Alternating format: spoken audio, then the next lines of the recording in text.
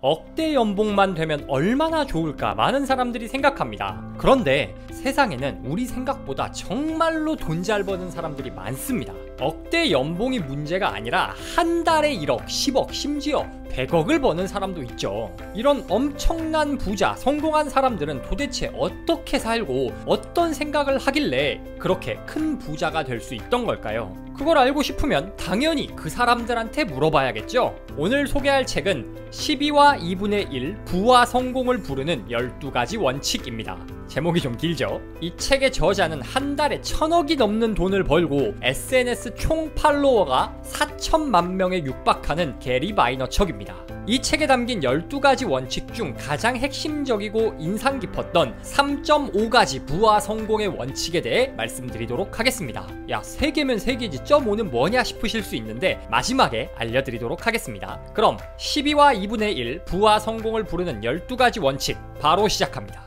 게리 바이너척은 4천만 팔로워를 보유한 인플루언서지만 이 책에서는 어떻게 팔로워를 모으고 어떤 사업을 해야 하는지 같은 방법론을 다루진 않습니다. 그것보다는 보다 본질적인 것을 강조합니다. 어떤 가치를 중시해야 하며 어떤 마인드를 가지고 살아야 하는지를 강조하는 책입니다. 왜 그렇게 마인드를 강조하는 걸까요? 사실 이렇게 저렇게 해 하는 구체적인 돈 버는 방법론은요 큰 의미가 없습니다. 왜냐? 일단 여러분은 게리 바이너척이 아니에요. 게리랑 국적, 시대, 배경, 능력치 전부 다 다릅니다. 거기에 일하는 사업 분야도 다르죠. 그러니 게리 바이너척이 이렇게 저렇게 했다라는 걸 알려주고 우리가 그걸 그대로 따라한다 해서 성공할 수 없다는 겁니다. 게리 바이너척의 첫 사업은 아버지의 와인 사업을 도와주는 것이었습니다. 그래서 와인 사업 어떻게 하는지 우리한테 알려줘요. 그러면은 우리가 그걸로 뭐 와인 사업 할 겁니까? 양조장 만들 거예요? 아니잖아요. 그래서 게리 바이너척은 분야에 상관없이 적용할 수 있는 본질적 가치, 삶의 태도에 관한 내용을 굉장히 강조합니다. 그러므로 책에서 강조하고 있는 성공을 만드는 근본 원리에 대해서 이야기해 보도록 하겠습니다. 첫 번째, 감사입니다. 감사하라만큼 진부한 자기계발 조언이 또 있을까요? 제가 지금까지 소개했던 혹은 여러분이 읽었던 거의 모든 자기계발서에서 감사하라 라고 말합니다. 그런데 제가 감사하라는 내용으로 콘텐츠를 만들면은 댓글에 항상 뻔한 소리 또 하고 있네 하는 댓글이 달립니다. 솔직히 이해는 됩니다. 맨날 감사하라 감사하라 하니까 아니 좀 다른 것 좀 알려주지 싶을 수 있을 것 같습니다. 그런데 왜 그런 뻔하디 뻔한 소리가 거의 모든 자기계발서에 있는 걸까요? 성공한 사람들이 대부분 책을 쓰잖아요. 그런데 그 사람들은 아마 여러분보다 훨씬 더 많은 자기계발서 책을 읽어봤을 겁니다. 그러면은 감사라는 말을 그 사람들이 여러분보다 100번, 1000번 더 들었을 것이고 훨씬 더 진부하다라고 느낄 거예요. 그럼에도 불구하고 항상 감사하라는 내용이 자기계발서를 장식하는 건 그만큼 중요하기 때문이며 동시에 그만큼 실천이 어렵기 때문입니다. 아무리 감사하라는 내용의 책을 읽고 스스로 다짐해도 감사를 잊어버리기가 참 쉽기 때문이죠. 또한 저자들이 감사하라라고 말할 때는 여러분에게 알려주기 위한 것도 있지만 그렇게 씀으로써 스스로 감사하는 태도를 잊지 않으려고 일종의 선언을 하는 것이기도 합니다. 그만큼 감사라는 건 성공한 사람들이 붙잡으려고 노력하는 성공의 제1덕목입니다. 그러면 감사가 왜 그렇게 좋은 걸까요? 첫째는 감사는 긍정적인 에너지를 만들어냅니다. 이 긍정의 에너지는요 도전과 성장을 지속하는 연료가 됩니다. 긍정적 감정이 주는 에너지는 악으로 깡으로 하는 부정적 에너지보다 더 강하고 오래갑니다. 게리 바이너척은 책에서 이렇게 말합니다. 내가 강조하고 싶은 건 긍정적인 감정이 부정적인 감정보다 더 강하고 오래가는 연료를 제공한다는 것이다. 감사함에서 얻는 에너지는 불안감이나 분노 또는 실망에서 오는 에너지보다 강력하고 더 오래 지속된다. 성공은 장거리 경주입니다. 불만, 위기감 같은 부정적 감정은 강렬합니다. 그러니 순간적으로 더 큰 에너지를 낼 수는 있습니다. 그러나 금방 꺼지기 마련입니다. 불 피울 때 한번 생각해보세요. 종이나 낙엽 같은 불쏘시개를 넣으면 순간적으로 불이 강하게 타오릅니다. 엄청난 에너지가 나죠. 이게 바로 부정적인 감정입니다. 그러나 이 불은 금방 꺼집니다. 불을 오랫동안 유지하기 위해서는 장작이나 숯에 불이 붙어야 합니다. 이 장작이나 숯이 바로 감사에서 오는 긍정적 에너지입니다. 그러니 오래 달리고 결국 성공을 쟁취하려면 긍정과 감사를 선택해야 합니다. 그러면 꼭 이런 분들 계십니다. 감사할 게 있어야 감사하지. 여러분, 감사는 좋은 일이 넘쳐나서 하는 게 아니고요, 억지로 좋은 일을 찾아서 하는 겁니다. 책에선 이런 말이 나옵니다. 아무리 고되고 힘들고 나쁜 날들이 좋은 날보다 많더라도 세상 인구의 절반 이상이 집에 제대로 된 화장실도 없이 살고 있다는 사실을 잊어서는 안 된다. 진부한 소리지만 대한민국에 살고 있고 끼니 걱정 없고 수세식 변기를 갖춘 집에서 살고 있다는 것만으로도 우리는 지구상에서 상위 20-30% 정도의 생활 수준을 누리고 있는 겁니다. 거기에 사지 욕심 말짱하고 오늘 아침에 모든 가족들이 무사하다는 것만으로도 얼마나 큰 감사의 제목인지 모릅니다. 저는 요즘 매일 아침 눈 뜨자마자 러닝을 나갑니다. 며칠 전에 평소와는 조금 다른 루트로 러닝을 갔습니다. 그래서 맨날 통과하는 교차로가 있는데 다른 경로를 선택했기 때문에 그 교차로에 조금 늦게 도착했습니다. 그런데 교차로에 도착해보니 트럭과 택시가 사고가 크게 나 있더라고요. 사고가 난 지 얼마 안 됐는지 막 구급차가 도착하고 있었습니다. 순간 오싹했던 게 매일 제가 러닝을 가던 루트고 평소하고 똑같은 길로 갔더라면은 사고 시점에 제가 그 횡단보도를 건너고 있었을 수 있겠다라는 생각이 들더라고요. 그래서 별 사고 없이 무사하다는 것만으로도 정말 감사한 일이구나 라고 생각을 하니 그날 하루가 굉장히 기분이 좋고 에너지가 넘치고 보람차게 보낼 수가 있었습니다. 여러분은 어떠신가요? 너무 당연하게 여기는 것, 숨 쉬고 있고 내가 안전하다는 것만으로도 충분히 감사의 제목이 됩니다. 이렇게 억지로라도 감사를 하다 보면 일상에서 감사할 거리가 점점 더 많이 보입니다. 감사 시력이 점점 좋아지는 거죠. 시력이 좋아지니 실제로 인생에 점점 더 감사할 일이 넘쳐나게 됩니다. 그러니 감사하세요. 감사는 성공한 이들이 입을 모아 말하는 성공의 제1법칙입니다.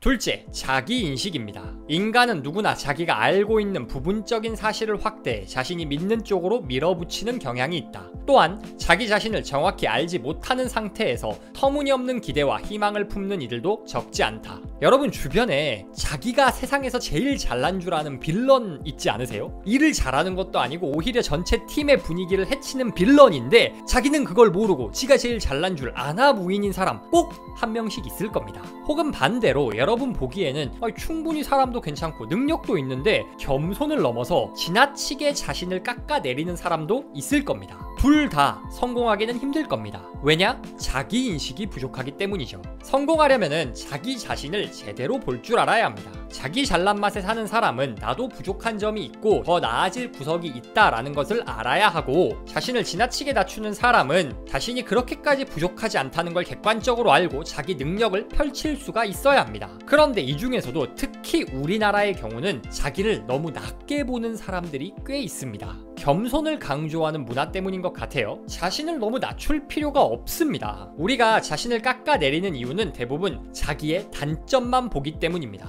내가 뭘 가지고 있는지 보다 내가 뭘 갖고 있지 못한지에 집중하기 때문입니다. 충분히 잘생기고 예쁘고 멋진 사람인데 어깨가 좁아, 키가 작아. 그러면 그 사람은 항상 자신의 어깨, 키에만 신경 쓰고 있을 겁니다. 반대로 키가 크고 어깨가 넓은 사람들은 얼굴이 예쁘고 잘생긴 사람을 부러워하겠죠. 혹은 자기보다 돈을 잘 버는 사람을 부러워할 수도 있고요. 부족한 점에만 집중하면 끝이 없습니다. 이건 마치 우사인 볼트가 일론 머스크의 돈을 부러워하고 일론 머스크가 우사인 볼트의 달리기를 부러워하는 꼴입니다. 자기 인식을 잘한다는 건 자기 단점에 머리 아파하는 게 아니라 단점을 알지만 그것보단 장점에 더 집중하는 것입니다. 게리 바이너척은 이렇게 말합니다. 부족한 어떤 능력을 끌어올리려고 너무 애쓰다가 가장 소중한 것을 놓치는 우를 범하면 안 된다. 나는 사람들이 자신의 장점과 재능에 더 집중했으면 좋겠다. 장점을 극대화하는 것이 단점을 강점으로 바꾸려는 노력보다 훨씬 효과적이다. 단점을 개선하는 것도 때로는 필요하죠. 그러나 장점에 집중하는 게 대부분의 경우 훨씬 효과가 좋습니다. 또 장점에 집중하라 그러면은 내가 그렇게까지 뭘 잘하지 않아 하는 분들이 있는데요. 우리의 장점이 뭐 꼭 완벽해야 된다거나 내가 그 분야 탑일 필요 없습니다. 타이탄의 도구들이란 책에서 팀 페리스는 상위 20% 수준의 장점 여러 개를 합치라고 말합니다. 저는 말로 콘텐츠를 만드는 사람이지만 대한민국 상위 1%로 말 잘하는 사람이 아닙니다. 영상을 상위 1%로 제일 잘 만드는 것도 아니에요. 그런데 상위 20% 정도는 되는 말하기 실력과 영상 제작 실력을 합치니 15만 유튜버라는 나름의 성과를 내고 있습니다.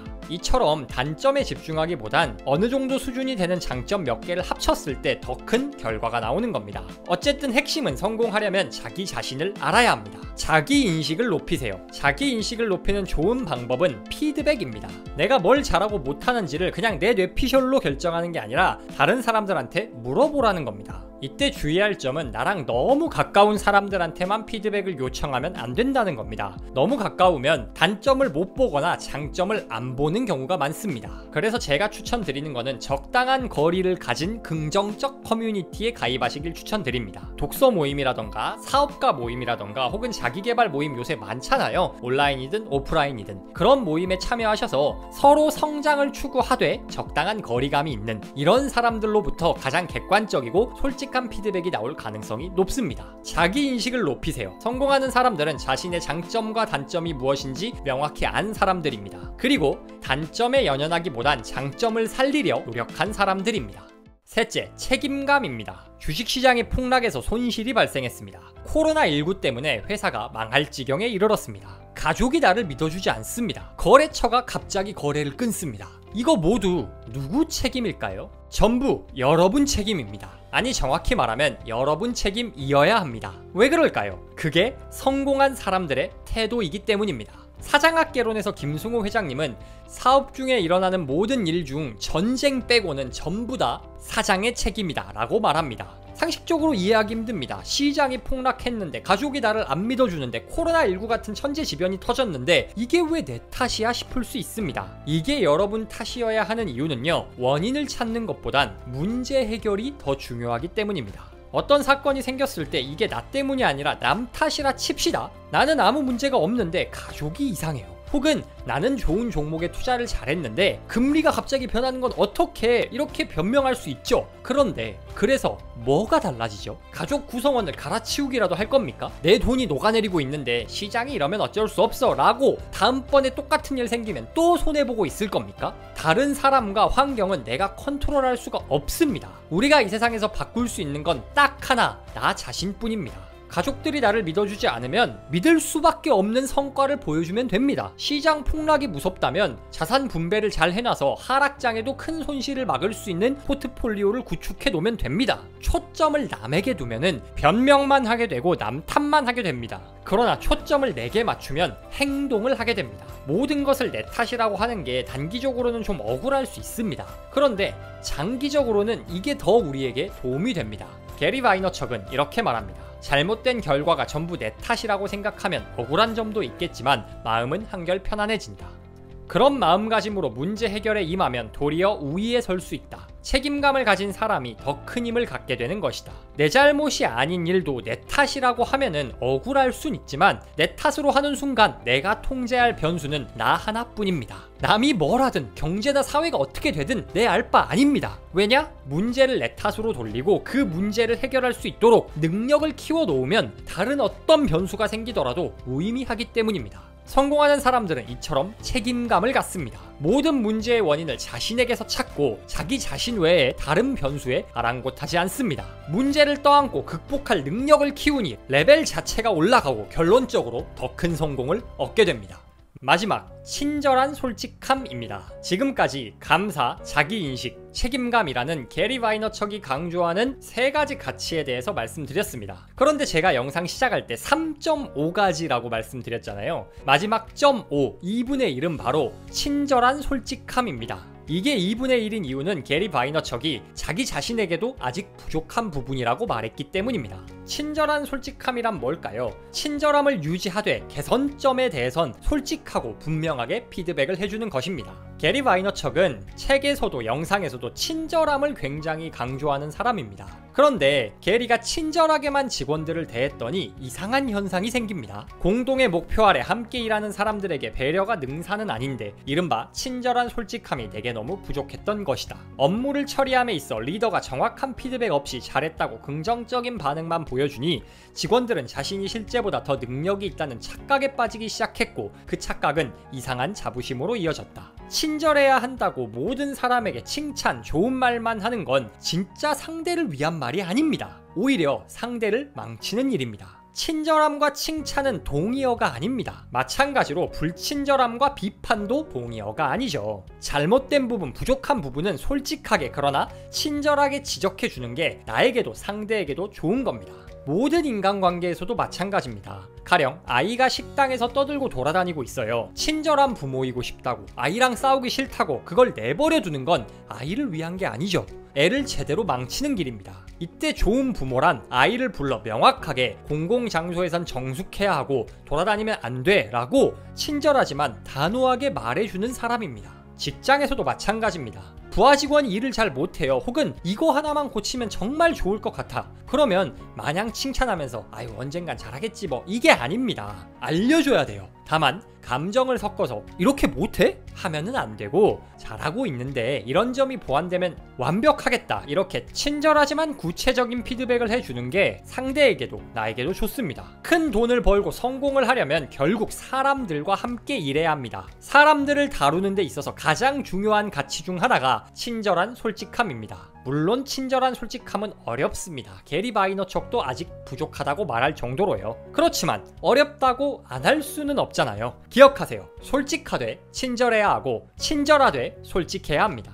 성공은 특정 스킬이나 방법론에서 비롯되는 게 아닙니다. 삶의 태도, 마인드에서 시작됩니다.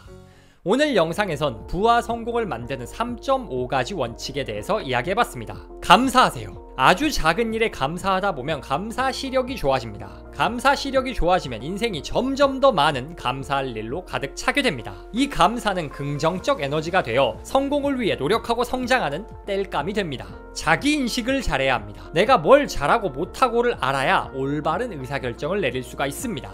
강점과 약점을 알고 강점에 집중하세요. 치명적인 약점은 보완을 해야겠지만 약점을 억지로 키우는 것보단 장점을 살리고 여러 장점을 융합하는 게 성공에 훨씬 더 유리합니다. 책임감을 가지세요. 모든 문제는 내 탓이어야 합니다. 때로는 책임감을 수용하기 억울하고 화날 수 있지만 책임감을 받아들일 때 문제 해결을 위한 행동을 할 수가 있습니다. 우리가 바꿀 수 있는 건 나 자신뿐이니까요. 친절한 솔직함을 가지세요. 좋은 사람이 되고 싶다는 강박에 친절하게만 구는 건 정말 좋은 사람이 되는 방법이 아닙니다. 때로는 조금 불편하더라도 친절을 잃지 않고 솔직하게 비판, 피드백을 해주는 게 내게 소중한 사람들에게 유익한 정말 좋은 사람이 되는 방법입니다. 오늘 성공에 관해 좋은 말 참 많이 들으셨죠? 그런데 이런 좋은 말 듣기만 하면 금방 까먹습니다. 작은 실천을 해야 기억에 남기 마련입니다. 댓글에 여러분이 지금 감사한 일을 적어주세요. 아주 사소한 것도 괜찮습니다. 지금 숨쉬고 있음이 감사하다, 이런 사소한 것도 괜찮습니다. 이 댓글이 오늘 배운 성공의 마인드셋을 여러분 마음에 새기는데 첫 발자국이 될 겁니다. 저부터 해보도록 하겠습니다. 영상 끝까지 봐주셔서 정말 감사드리고 성장을 꿈꾸는 멋진 구독자님들과 함께 할 수 있어서 정말 감사합니다.